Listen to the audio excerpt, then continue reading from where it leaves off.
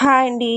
ఇప్పుడు ఎక్కువగా ట్రెండింగ్లో ఉన్న ఫ్లవర్ షేప్ హ్యాంగింగ్స్ బ్లౌజులకి చాలా ఎక్కువైతే ఈ హ్యాంగింగ్స్ అయితే వేస్తున్నారండి.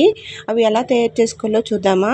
ఫస్ట్ మెయిన్ క్లాత్ అలాగే లైనింగ్ క్లాత్ సరిసమానంగా వెడల్పు పొడవైనది తీసుకోవాలి. ఈ విధంగా 4 వైపులను నీట్గా స్టిచ్ చేసుకోవాలండి. చివరిలో స్టిచ్ చేసుకున్నాక ఇక్కడ చూపిస్తున్న విధంగా చిన్నగా కట్ చేసుకోవాలి. 2 క్లాతులు కొంచెం ఇలా ఓపెన్ చేసుకుంటూ లైనింగ్ క్లాత్కి చిన్నగా మూల దగ్గర కట్ పెట్టుకోవాలి. ఇక్కడ చూపిస్తున్న విధంగా ఇలా కట్ పెట్టుకొని లోపల నుంచి అయితే ఈ క్లాత్ని ఇలా నెమ్మదిగా అయితే బయటికి తీసుకోవాలి.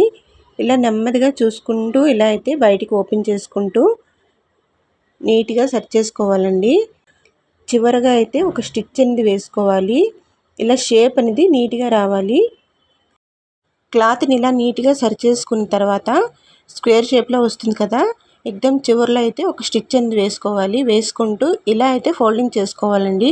సెంటర్ నుంచి ఒక ఫోల్డింగ్ చేసుకుంటూ మరో ఫోల్డింగ్ చేస్తే దాని మధ్యలో మెయిన్ క్లాత్ వైపు నుంచి కొన్ని థ్రెడ్ని ఇలా పెట్టి ఇలా అయితే స్టిచ్ చేసుకోవాలండి. కొంచెం క్రాస్గా రావాలన్నమాట స్టిచ్ అనేది.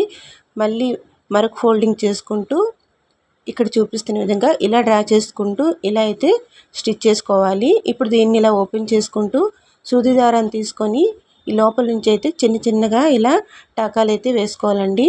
చాలా నీట్గా ఫ్లవర్ షేప్ హ్యాంగింగ్స్ అనేది రెడీ అయిపోతుంది.